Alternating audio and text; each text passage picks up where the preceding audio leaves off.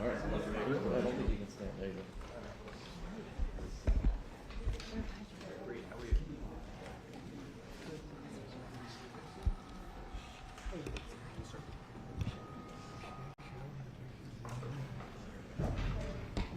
What do you think? Hey, Brian. Thank you very much. We have a very big announcement to make today. You all know Johnny. He came all the way from Italy, the beautiful country of Italy, to be with us. And he just got off the plane, and he's a hardworking guy, does a phenomenal job with FIFA. Nobody like him. I'm delighted to welcome FIFA President Gianni Infantino back to the White House for a major announcement about one of the most anticipated competitions in all of sports, the 2026, and this is a big deal, I'll tell you, I was so happy to get it, the 2026 FIFA World Cup. And it's going to be the World Cup as we know it.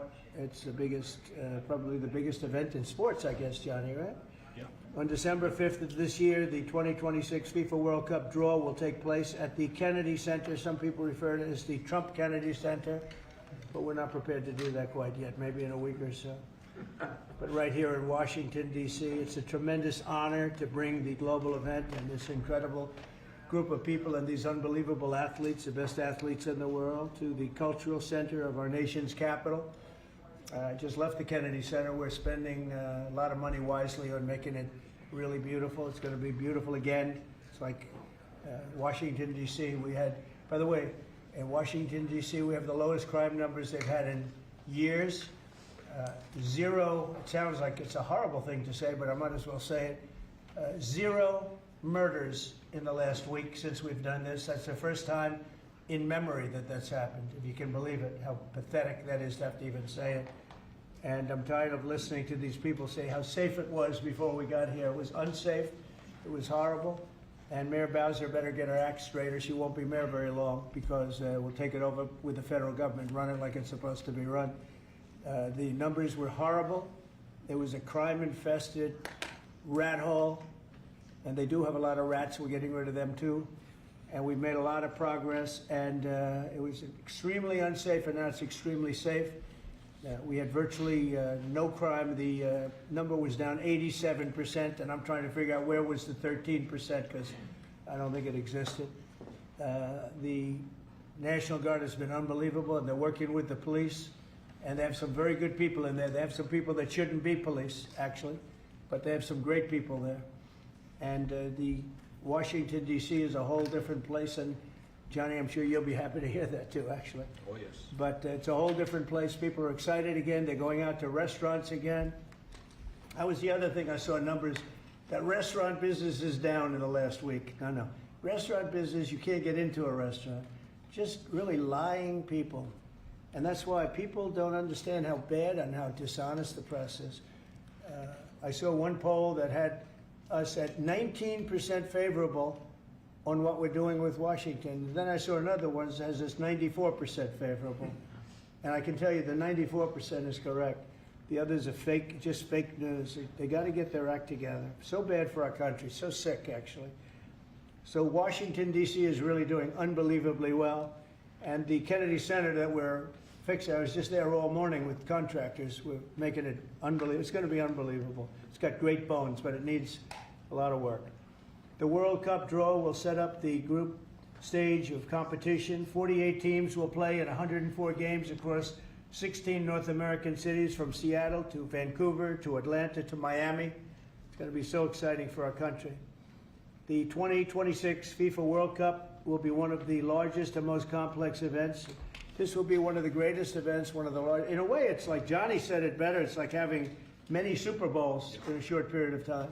Because each one of these games essentially is a Super Bowl. Some of them are bigger than Super Bowls, actually. But they're essentially, each one of these games is like a Super Bowl. The 2026 FIFA World Cup will be the largest, most complex set of events in sports history. And the Kennedy Center will give it a phenomenal kickoff, and we'll be involved, and they'll be working over there for quite a bit of time. We have it all set that they can stay there for the big events, the big press conferences and everything else. And they'll be in a very safe capital. That'll be nice. You don't have to worry about walking down the street, Johnny, okay? Thank you. But you could handle yourself. I could. Already, FIFA is projecting 6 million loyal fans will attend the World Cup events next year, and 6 billion more are going to be watching back home, and they think the $6 billion number is going to be actually a low number. And this will drive more than $30 billion into the U.S. economy and create 185,000 American jobs in a short period of time, too. No sporting event attracts more attention, more fans, more viewers, or more revenue than the FIFA World Cup. And again, I'll just say it's the World Cup, and it's the biggest thing there is in sports, and we have it. And I got it in my first administration, and I was really somewhat devastated, as devastated as I can be. I don't have time to get too devastated. I was very happy that today, as you saw, the group that does this, a government group, radical left group, announced that Trump was right. Took in $4 trillion worth of tariffs. That the $4 trillion are going to reduce the deficit by numbers far greater than they ever expected or heard of. And by the way, the stock market went up 1,000 points. That was as of 10 minutes ago. I can't tell you what happened. A lot of things happened. But the stock market's up almost 1,000 points. And it's basically on the news that the release that just came out from government that the tariffs that everybody was talking about, that the whole world respects us for because of what we did.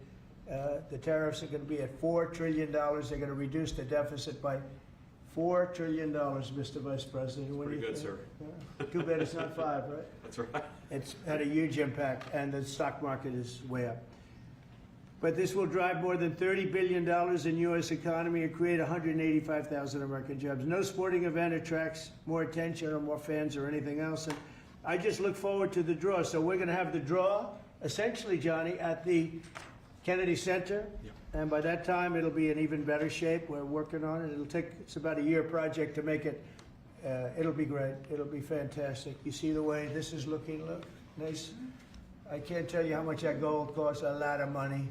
There's nothing like gold, and there's nothing like solid gold. But this beautiful office needed it. It had to be representative. When we took it over, it was dirty, not clean. I immediately changed the chair and had this beautiful desk renovated, brought out by the White House. People that do this, they did a great job to send it out. We have a craftsman who's great. But this was not appropriate for the Oval Office, what I took over. And now, you look at all those paintings you're allowed to turn back. All of these are great presidents, and they were all in the vaults. They were in vaults for some cases much more than 100 years. And now they're proudly hanging on the Oval Office walls, and I can't imagine anybody changing it. But they were buried in vaults for over 100 years, many of them. So it's very exciting. People come in, they really love it. They love what we're doing here. They love what we're doing in D.C., and they love what we're doing, most importantly, in the country and the world. I'd like to ask Johnny to say a few words. He's the head of the whole thing. He's been there for a long time, probably the most respected man in sports. He's amazing, actually. Works very hard, and he's got the biggest event in the world coming right here to the United States. And a little, we did a little for Canada, we did a little for Mexico. We thought, see, I'm a good citizen. I said, let them have a little piece. So we gave a little to Canada, see how nice I am? And we gave a little bit to Mexico. And Johnny, please say a few words. Thank you, President. Great honor for me to be here with you today, President, Vice President, Excellencies. Fantastic to announce what you said, which is the final draw of the FIFA World Cup on the 5th of December here in the capital, in the Kennedy Center in Washington, D.C. at 12 noon sharp. It will be broadcast live all over the world. 1 billion viewers will watch it, and it will determine, of course, the match schedule, which 48 participating teams will play. You said it, 104 matches in 1 month, 104 Super Bowls. This is not just the biggest, the greatest event, not just a sports event, it's a social event as well, with a lot of emotion. We are uniting the world, Mr. President, uniting the world here in America, and we are very proud of that. And those teams, those national teams who will come here to participate in this draw with their coaches, with their presidents, they will all be proud to be part of writing this history, and that's why we brought as well this, which is the winner's trophy. It is the trophy that the winner of the FIFA World Cup wins. Only the FIFA president, presidents of countries, and then those who win can touch it, because it's for winners only. And since you are a winner, of course, you can as well touch it. It's pretty heavy. Yeah. It's the winner trophy. The last one who lifted that is Lionel Messi of Argentina. And here it is in the Oval Office in the White House. Can I keep it? For you. Well, you can keep We're it not after giving the it World back. Cup. We're not giving it back. That's serious. Oh, that It fits well. that here. goes very well on the wall right over there. We'll put it right below the angels. It fits well here. I That's think. beautiful. Yeah, You can that's, keep it until we have to give it to the next winner. That's fine. That's a beautiful piece of gold, I will say. That's beautiful. Yeah. So 6 billion viewers for the World Cup, 6 million coming to the matches, 30 billion economic impact, 185,000 jobs. This will be absolutely fantastic. The biggest event ever, and everything will start here in Washington D.C. at the Kennedy Center, or the Trump Kennedy Center. We'll see that how it will be called on the 5th of September at noon sharp. 5th of December, noon sharp. Then, if I may, Will they be doing most of the draws, all of the draws at the Kennedy? Well, how are you going to do that? yes, we'll do that at the Kennedy Center. We'll do all the other meetings around it with the coaches, with the broadcasters, with That's the great. sponsors, everything at the Kennedy Center. The whole You'll be very World happy. Cup starts, and everyone will be happy Yeah. because everyone has qualified for the World Cup, and they didn't yet play a game, so they didn't lose yet the game. So they all think they can Yeah. become world champion, right? They'll all be happy. Exactly. Now, By the way, an example, supposing we had a week ago when everybody was being killed and mugged and everything else, despite the phony numbers that were given out, that it was getting better. Brian, do you believe it was getting better or getting worse? Oh, the crime was getting worse. I mean, I was robbed. It was getting way What worse. after? How did the other guy come out? Well, he came out with my briefcase.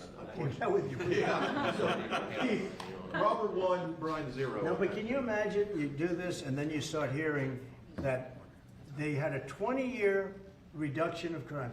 It was worse during the Biden administration than anybody's ever imagined possible.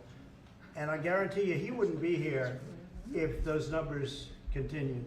But now we have total safety, we have total security. And for the border, in 3 months, 0 people. These are done by liberal people that do these charts. 0 people came through our border in the last 90 days. Can you believe it? 0. Last year we had millions of people coming in.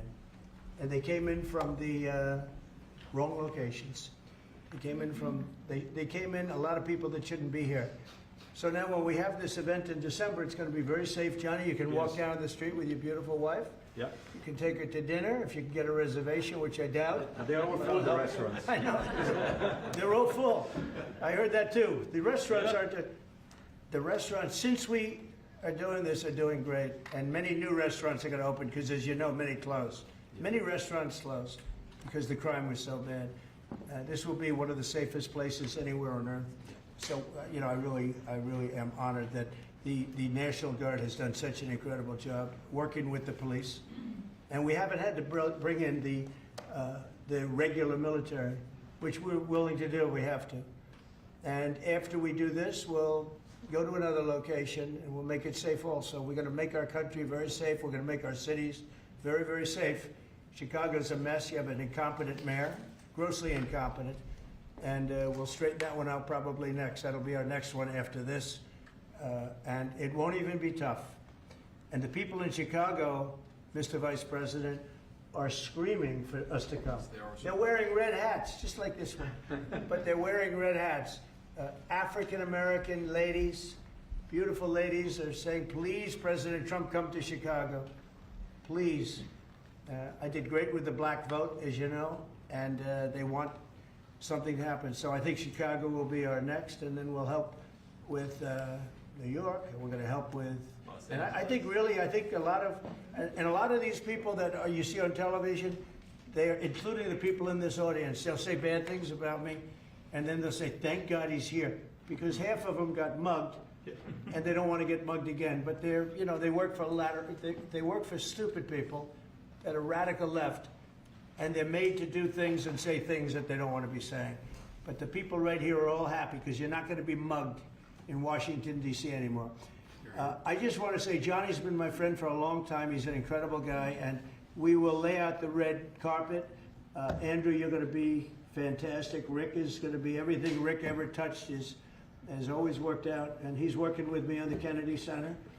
And his very good friend was an actor on Broadway for 5 years, right? And I assume he's helping us a little bit, right? Yes. And Andrew, you're all excited about it? Absolutely. Would you like to say something? This is a great opportunity, Mr. President, to show off the first 250 years of the United States of America, the greatness, and then the hope and promise of the next 250 years. When you think this World Cup is going to be over our 250th birthday, Mr. President, your leadership, obviously, with FIFA leading the way, this is the largest sporting event in the history of the world under the Trump administration. So very excited. I just want to say one thing. Andrew Giuliani, so his father is Rudy, the greatest mayor in the history of New York, I think by far. He took a ravaged city, a city that was really under siege. Probably most people thought it was going to survive. He turned it around. He was a great, great mayor. And then they treated him very, very unfairly. You go back and tell your father all of the things that have come out over the last couple of months through Tulsi and through all of the people, Cash, everybody. They've proven your father 100% correct. His father was treated so unfairly. Your father has been 100% correct. And tell him we all love him, okay? Thank you, Mr. President. He's been amazing. What he had to go through was very, very unfair, nasty. These are bad people. Mr. Vice President, would you like to say something? Well, sure, Mr. President. Thank you, and thanks to Johnny for being here. We're very thrilled about the World Cup. Just to echo something the President said about crime in Washington, D.C., this is the national capital of the greatest nation in the world, and we had murder rates just a few weeks ago that rivaled some of the worst third world cities anywhere, even in very, very poor regions of the world. Why did we accept that? Why did we allow it to happen? We allowed it to happen because we had broken leadership in Washington, D.C., and unfortunately sitting behind the resolute desk. What we have shown in just under 2 weeks of taking law enforcement seriously is that the American people can have their streets back if their leadership is willing to put in the time and the resources. Mr. President, you've shown in Washington, D.C. that we can have safe streets again. We've just got to have the political willpower to focus on the bad guys and to give the American people back their communities. We are focused on doing that thanks to the President's leadership. Thank you. And that's a really very small percentage. It's 2%, 3%, but that 2% and 3% wreaks just havoc throughout a community. People are petrified, and I notice a couple of the women in the back are shaking their head, yes, yes, yes. I won't report who you are because you'll end up losing your jobs, but it's true. It's amazing. And the police, and you look at the D.C. National Guard, I saw pictures of them last night getting off vans and all, and I saw some bad ones running, but they're not running so much anymore. They're not there. They're just not even, they're not even trying. You're totally safe. Now, there'll be something happening sometime. I don't know. Maybe it won't be for a long time, but this was every night would get reports of people being mugged and killed. There's one woman on television last night. She had a badly busted up nose, and she said, well, I like our streets the way they used to be. And she thinks it's going to happen like by doing nothing. And they say, what happened to your nose? She got slugged by a guy walking down the street, slugged. Her nose will never be the same, I guarantee you, unless it takes a pretty good turn. She wasn't really for us. But she sort of said, well, maybe something has to happen. Before this happened to me, she got whacked. And I don't think she'll ever be the same. She almost became, she was a half a Trump fan, a woman that would have never been a Trump fan, but she was hit hard. It's not going to happen anymore. Not going to happen anymore. But then we're going to beautify the city too. That's where I was today at Kennedy Center, and we're going to beautify the city like it hasn't. And we're working with Clark Construction, the biggest construction company in Chicago, and in Washington.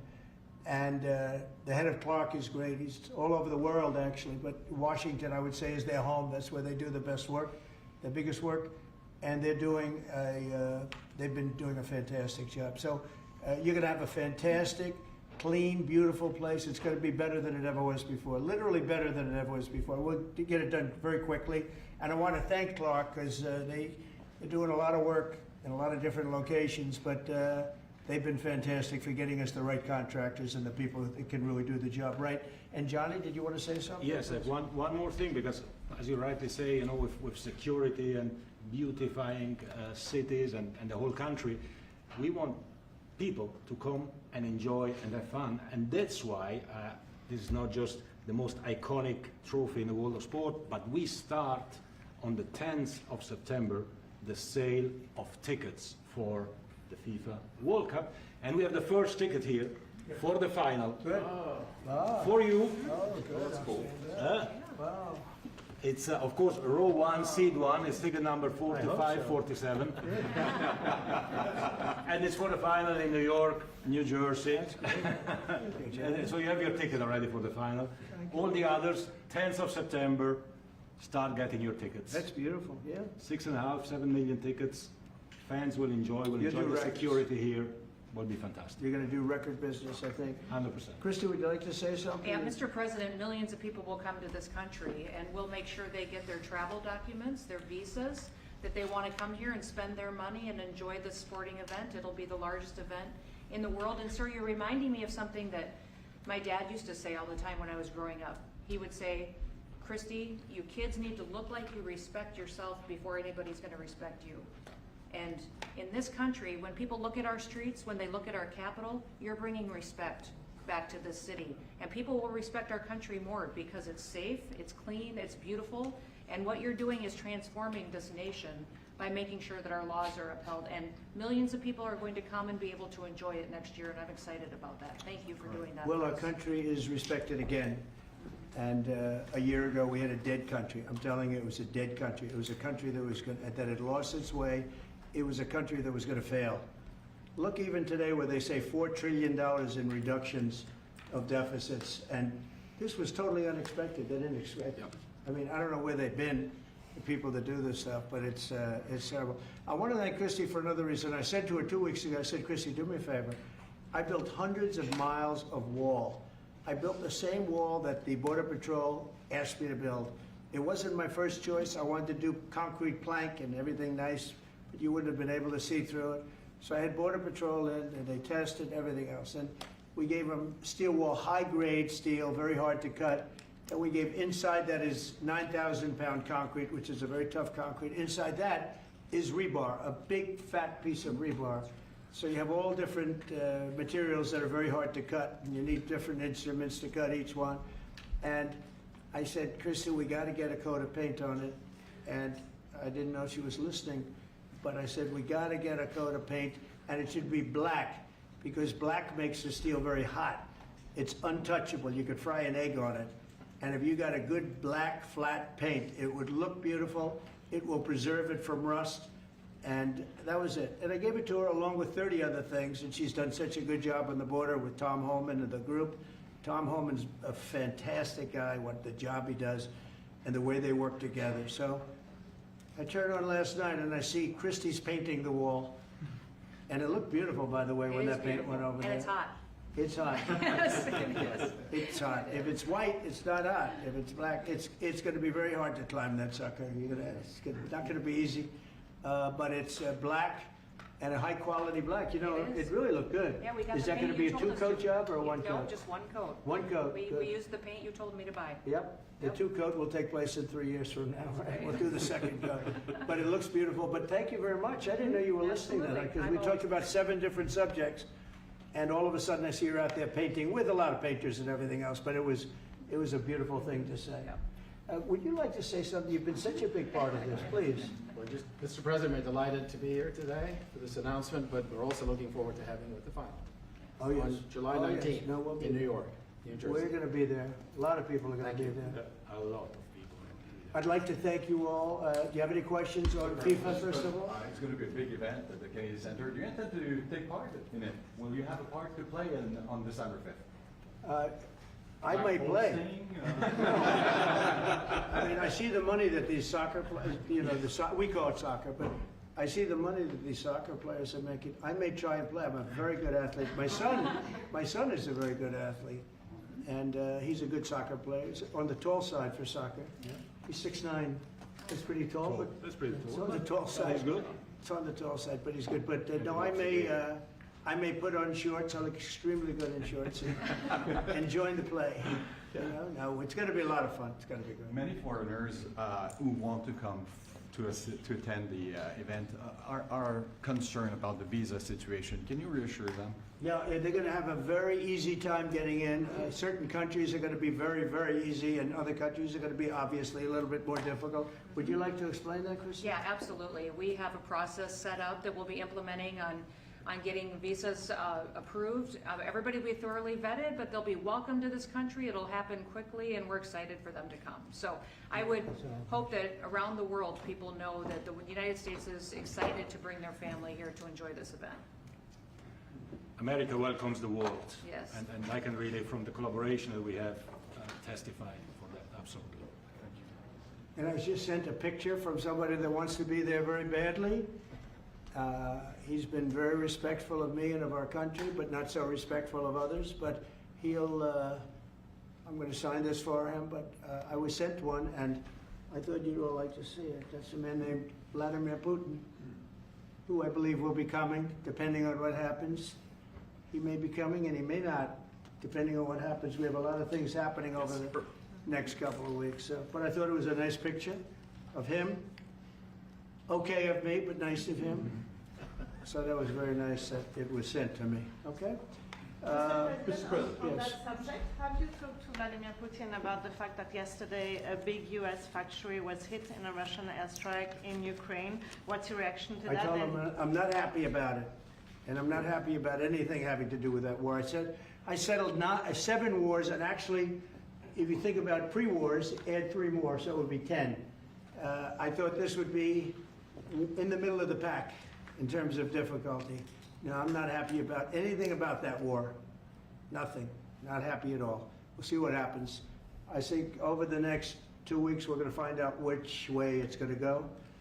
And I better be very happy.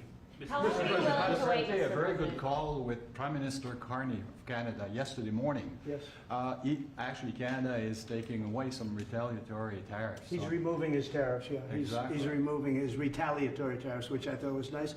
And we're going to have another call soon. Yeah, we had a very good call. You're getting closer towards an Well, I agreement like him. on trade? I like him. You know, look, I'm fighting for the United States. Canada and Mexico have taken a lot of our business over the years, over 25, 30 years, especially during the Biden years. They took a lot of our business, and it's basically all coming back into the United States now. Well, hot as a pistol, and it's coming back in. Because of tariffs and the incentives we give, it's coming back. And it's impossible, I think, for another country to stop it. And we are working on something. We want to be very good to Canada. I like Carney a lot. I think he's a good person. And we had a very good talk yesterday. So I think it'll be good. Mr. President, I have a question about the search of Ambassador Bolton's home. The Vice President recently just did an interview saying that it's about classified documents, but that there's also broad concern about him. What are the concerns? Well, that I you haven't have? spoken to Pam in the group yet, but I will be. I saw that just like everybody else. I try and stay out of that stuff. I'm allowed to be, and I'm chief law enforcement officer, believe it or not. You know, I don't like to go around saying that, but I am. That's the position. But I purposely don't want to really get involved in it. I'm not a fan of John Bolton. I thought he was a sleazebag, actually. And he suffers major Trump derangement syndrome, but so do a lot of people, and they're not being affected by anything we do. I don't know anything about it. I just saw that. I'll find out about it. But if you believe the news, which I do, I guess his house was raided today. But my house was raided also, called Mar-a-Lago. They went through everything they could, including my young son's room and my wife's area. They went through her drawers, as the expression goes. They went through everything you can imagine. And when she came back, she said, she's very neat, you know, she's meticulous. And she looked and she said, whoa, this wasn't the way that she had it. So, you know, so I know the feeling. It's not a good feeling. Thank you. Mr. President, on Ukraine, how long will you give Putin. A couple of and weeks, we're gonna figure it out, we'll find it. Do you think you'll have to intervene at some point? Look, it takes two to tango, you understand that. I wanted to have a meeting with those two. I could have been at the meeting, but, and a lot of people think that nothing's gonna come out of that meeting, you have to be there. Maybe that's true, maybe it's not. But we're gonna see. In the meantime, people continue to die. But I've solved 7 of them where they were in wars for 31, 35, and 37 years. We had 3 of them that were for more than 30 years, Johnny, and I got them solved. And we solved one that could have been a nuclear war with India and Pakistan. That was getting ready to be a nuclear war. I solved them all. And this one, I thought we would have had it done by now, but it's more different. There's a lot of anger, a lot of hatred. There's a tremendous amount of hatred there. So. But we'll see what happens. I think in 2 weeks we'll know which way I'm going. Because I'm going to go one way or the other. And they'll learn which way I'm going. Mr. President. If I got 2 questions for you, one on FIFA, the other one on DC. Let's talk. Can you talk about the economic impact that FIFA will have in these cities, and what's your message to the mayors to get their cities prepared, not only the beautification process, but also the safety aspect? Well, Los Angeles is an example. You know, it's poorly run. We have a mayor there that can't even get permits to the people that lost their houses. Lee Zeldin got every permit. The hardest permit is the federal permit. Within 20 days, every single permit was there for the people to build their houses. But people are writing us and they're saying they won't give us. The mayor is incompetent. The governor's incompetent. You know, Gavin, I know Gavin very well. He's an incompetent guy with a good line of bullshit. And he doesn't get the job done. And frankly, those people want to build their houses. It's terrible. They could have been built. Some of them could have been built already. But think of it, the federal government that has the most complex part, and it's the most complex environmental thing to do. We got it, everybody had it within 30 days. And they're not even close to getting their permits. And now they're talking about taking some of those sites and building low-income housing on them. These are high-end neighborhoods. And I'm all for low-income housing. I built a lot of low-income housing. I know all about 236. I know every program that there is in the government. I used every one of them. I know more about low-income housing than probably almost anybody. And it's great. It's fine. It's wonderful. But you don't build it in Pacific Palisades. You don't build it there, and you don't build it in the other areas that burned down. So they're talking about putting up low-income housing. And you talk about riots. They're going to have riots if that happens because you're taking the people's property away. They want to build their houses, and they're unable to get permits from the mayor and from the governor. And that's a terrible thing. But, and let me tell you, if I didn't send in the troops in Los Angeles, Johnny wouldn't be in Los Angeles. You wouldn't be having your World Cup there. I sent in the troops, and we kept it. And even the police commissioner, the sheriff and the police commissioner, they all said the same thing. They said, we could have never handled what was happening. You saw that, you were there. He said, we could have never handled what was happening. And then you hear Gavin Newsom, after it's all quelled, you hear Newsom get up and said, we could have done this for ourselves. No, they couldn't have. And if they could have, I wouldn't have taken the chance either. Okay, my second question is on crime prevention. Would you be open to expanding the national concealed carry to apply to DC like it does in other states like Texas? Yeah. Well, they have it in some states and they feel strongly about it. You know, as you know, I'm in favor of it. People have to protect themselves. I'm a Second Amendment person, very simply. People have to be able to protect themselves. Especially like in Washington, you walk down the street, a guy comes up and slugs you. He's got a pistol in his hand. You can be tough, you can be in great shape, you can be a powerful person, or you can be a guy that weighs 100 pounds with a gun in your hand. Right. And I'll bet on the guy with the gun 100% of the time, right? And so you need protection. So I'm a Second Amendment person all the way. Yeah, please. President Trump, you said this morning that you're working with Congress to get $2 billion to help clean up DC. Have you had any conversations with Mike Johnson and John Thune about where they're going to get that money from? Which money? You said this morning that you're going to get $2 billion from Congress to help clean up Yeah, DC. I've spoken to Mike Johnson. I've spoken to John Thune, the Senate, the House, and I think it's going to be very easy to get. It's going to be not a lot of money. I wouldn't even know where to spend the number that you mentioned, but it's going to be money to beautify the city. Yeah, they're ready. Everybody wants to save DC. In one way, it's the easiest. The violence was more than any other city in the country, actually, by far. It may have been more than any other city in the world. If you could think, You know, we looked at some of the worst cities in the world, it was worse. And that's why it angers me to see the mayor saying about how they have it on the slide. Not on the slide, it was worse than ever. Yeah, we have no problem getting that money. That money will come out of Congress. I think it'll be even bipartisan. And is the plan? I mean, I would imagine Democrats would vote for that one. Is the plan to get it before the September 30 spending deadline on the Hill? Well, I don't know if there is a deadline, because if I declare a national emergency, which this was, that ends the deadline. So, I mean, I keep seeing about a 30-day deadline, of which we have 22 days left or something. But if I think we're in great shape here, that's one thing. But if I don't, I'm going to just say it's a national emergency. And if I have a national emergency, I can keep the troops there as long as I want. If people are not going to want to have the troops, and 30 days, you know, it's one thing to get them out. It's another thing to keep them out for a long period of time. You've got to train people. You can't do this. You can't bop people over the head. And a lot of those people are in courts right now, going to court. They're going to go to jail for a long time. So that's going to take more than 30 days. But if I have to, I'll declare a national emergency, which I don't think I'll have to do. Yeah. Mr. President, you said in 2 weeks you'll know whether you go. Yeah, I think I'll know. other. I think I'll know the attitude of Russia and, frankly, of Ukraine. It takes two. What are the 2 ways you can go at the end of 2 weeks then? Well, then I'm going to make a decision as to what we do. And it's going to be a very important decision. And that's whether or not it's massive sanctions or massive tariffs or both. Or do we do nothing and say it's your fight? Look, I would have never been in this war if I were president. You wouldn't have had this war. It was never going to happen.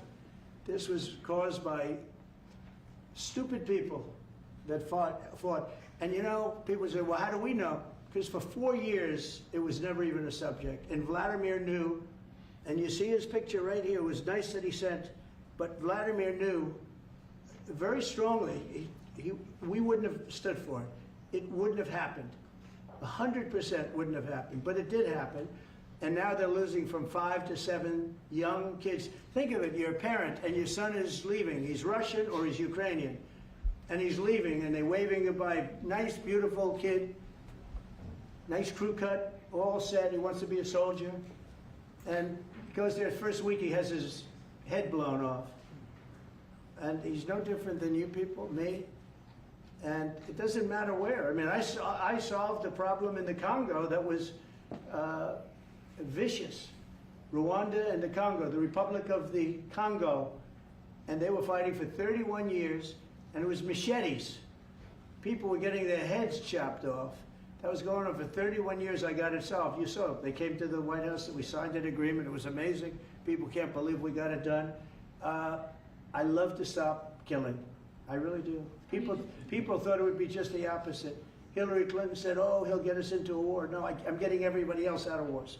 Are you saying there's a real possibility then that you do nothing if Putin doesn't come to the table for a ceasefire? I'll see whose fault it is. If there are reasons why, I'll understand that. I know exactly what I'm doing. We're going to see whether or not they have a meeting. That'll be interesting to see. And if they don't, why didn't they have a meeting? Because I told them to have a meeting. But I'll know in 2 weeks what I'm going to do. I have pretty good ideas. Your Justice Department is also sending some of the Epstein files over to the House Oversight Committee today. Are you in support of them releasing all of them? I'm in support of keeping it open. If they wanted to innocent release... people shouldn't be hurt, but I'm in support of keeping it totally open. I couldn't care less. You got a lot of people that it could be mentioned in those files that don't deserve to be. People, because he knew everybody in Palm Beach. I don't know anything about that, but I have said to Pam and everybody else, give them everything you can give them, because it's a Democrat hoax. It's just a hoax. The whole Epstein thing is a Democrat hoax. So we had the greatest 6 months, 7 months in the history of the presidency, and the Democrats don't know what to do, so they keep bringing up that stuff. But it affected them. Bill Clinton was on his plane and went to the island supposedly 28 times. I don't want to bring that up, frankly. You have Larry, whatever his name is, Summers, the head of Harvard, who was Jeffrey Epstein's best friend.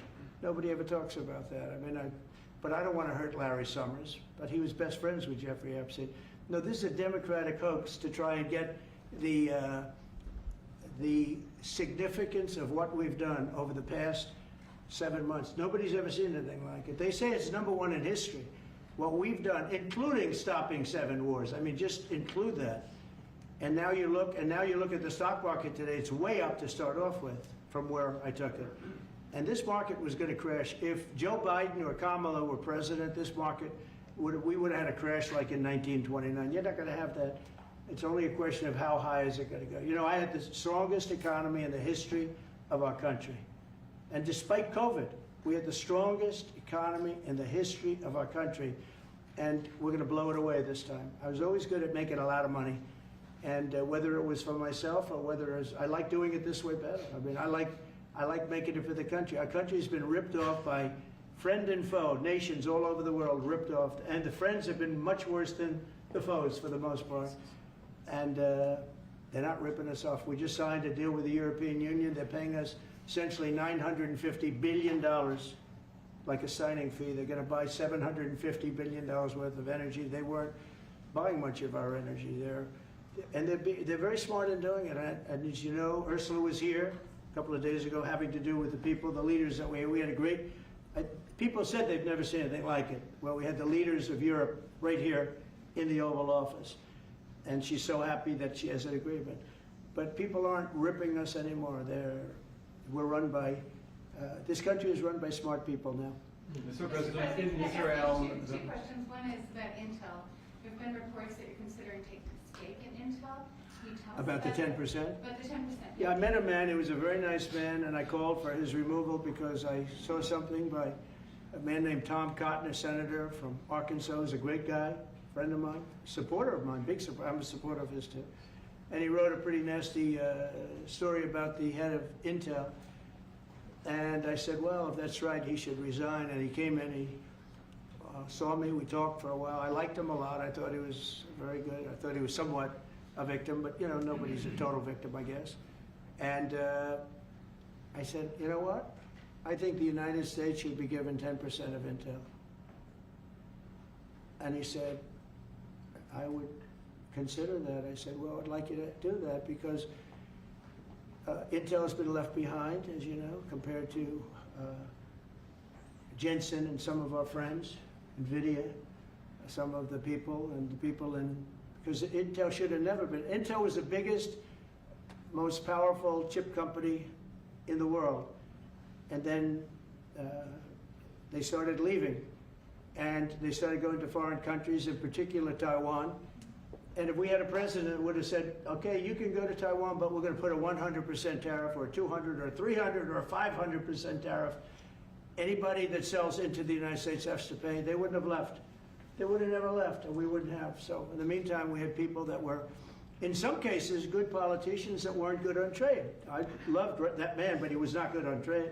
I totally disagreed. He allowed the car industry to be taken out of this country. We lost 50% of our car industry.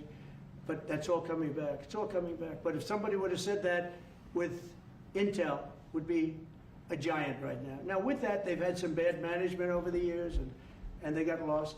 And I said, I think you should pay us 10% of your company. And they said, yes. That's about $10 billion. I don't get it. This comes to the United States of America.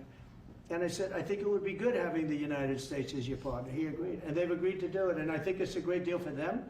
And I think it's a great deal. He walked in wanting to keep his job, and he ended up giving us $10 billion for the United States. So we picked up $10 billion. And we do a lot of deals like that. I'll do more of them. If somebody has, like we have restrictive covenants with Jensen. We have, it's NVIDIA. And to unrestrict the covenant, nothing to do with losing our powers or military or anything, because that I wouldn't do. But there are things you can do that don't affect us, that actually help us. And if we're going to give somebody a free out, a restricted covenant, we have a strong restrictive covenant on certain industries. And I will absolutely give somebody a opening on a to do a lot of business, which is good for us, as long as it doesn't hurt us in a security or military way. And if I do that, I think the country should be paid, because anybody else, I have it in real estate where I'll have a deal with somebody and I'll have them restrictive covenant. Then they'll come back and they'll say, I'd love to be able to build over here, but I'm not allowed to because you have me covered, you have me restricted. I say, I'll let you build over there, but pay me a lot of money. No different. But the country never did it because the country was run by foolish people. On TV Prime, you said Chicago might be next. Are you making, have there been concrete steps that the administration is taking No, to do that? I Or what haven't are other cities as well? I haven't spoken to him. He's grossly incompetent. I haven't spoken to the mayor. No, when we're ready, we'll go in and we'll straighten out Chicago, just like we did DC. Chicago is very dangerous, great place. I built great stuff there. I have the most beautiful building in Chicago, I think. But I hate to see what's happened to Chicago. Chicago was our greatest city, actually. Bob Tisch, a great friend of mine, passed away. He used to own the Giants and very successful Lowe's. He said Chicago, I think they had their main office in Chicago. He said Chicago and San Francisco are the two greatest cities in the world. Now you look at what the Democrats have done to San Francisco. They've destroyed it. I own a big chunk of the Bank of America building in San Francisco. And, you know, it's just different. We can clean that up too. We'll clean that one up too. Now, if everything works out, and we've already had calls from other cities, quiet calls from Democrats. We'd love you to come here because they've lost control of their cities. I'm not going to say because I don't want them to lose their elections. But we've had calls from Democrats and calls from people generally. We'd love you to come here because we'll straighten out the problem. In Israel, the families of hostages in Israel, families of hostages are opposed to the reoccupying of Gaza. Why is the U.S. still Well, not supporting all of them. And you have to understand, I'm the one that got all of the hostages out. You got a lot of people out. If it wasn't for me, they wouldn't be out. I worked with Bibi and I worked with Steve Witkoff. But if it wasn't for me, you would have all these hostages would most likely be dead right now, every one of them. So they all come up here. They all come in groups of 10, 12, 13, and many of them, and I've gotten to know a lot of them. They're great people. What they had to go through is incredible. But so now they have 20, but the 20 is actually probably not 20 because a couple maybe aren't around any longer. It's a terrible thing. No, I don't like anymore. I said, you know, when you get down to 20, they're not going to make deals anymore. And they didn't. And then I put out a statement, as you know, that was a tough statement, go in and get them. And they said, we'll give you 10, we'll give you 10. I don't know what Israel's doing, but they were willing now immediately to give us another 10. The situation has to end. It's extortion and it has to end. And we'll see what happens. I actually think they're safer in many ways if you went in and you really went in fast and you did it. And people can't forget October 7th, remember that. I'm friendly with all groups. I won the Arab vote in Michigan. I did so great with the Arab vote, remember? I started off at 0, I ended up winning. I wouldn't say the candidate was the greatest, but I would have won against anybody. They're great people. But we have to do things properly. And you know, I'm very proud to say I got the hostages out. You have hundreds of people that are living now because of me. And now we have that final little group of people. And Hamas knows that if they give them, that's probably the end of their lives. So it's not easy to get. And I know if you're a parent, you just don't care. I want my baby back. They want their babies back. They want their kids back. And I understand it. But I got them out and did a good job. And we're doing everything we can to get the hostages out. Thank you all very much. Yes? So Jackson Hole, Jay Powell today said, he suggested that they might cut interest rates, but they never proceeded. Well, we call him too late for a reason. He should have cut him a year ago. He's too late. You know, we have a stock market that's up 1,000 points today. I better be careful because I go out there and I'll see it's down 1,000, right? But it's up 1,000 points when I came in here. We have a country that the market's the hottest it's ever been. The country's better than it's ever been. We have a military that I rebuilt largely in my first term. We had a great, successful first term, but this is going to be even better. But we rebuilt it. We gave a lot of it away to Afghanistan, but relatively small compared to the overall. But I think it was the most embarrassing day and period in the history of our country that they allowed those 13 wonderful people, but it's really hundreds of people were killed. And they don't talk about the 48 that was so severely wounded with no legs, no arms, nobody ever mentions them except me. But that was the worst day, the most, it just showed how incompetent. Frankly, if that didn't happen, I really believe that you might not have had the problem with Russia. I think Putin was sitting there watching these stupid people running our country and said, this is a time to invade. It's, you know, this is a time. And then Biden made the statement, well, he can do a small incursion. When he said that, it was off to the races, right? When he said He can do a small incursion. Remember that? I was surprised he knew the word incursion. I didn't think he had that good of a vocabulary. I want to thank everybody. It's very important to me and to everybody up here, the World Cup.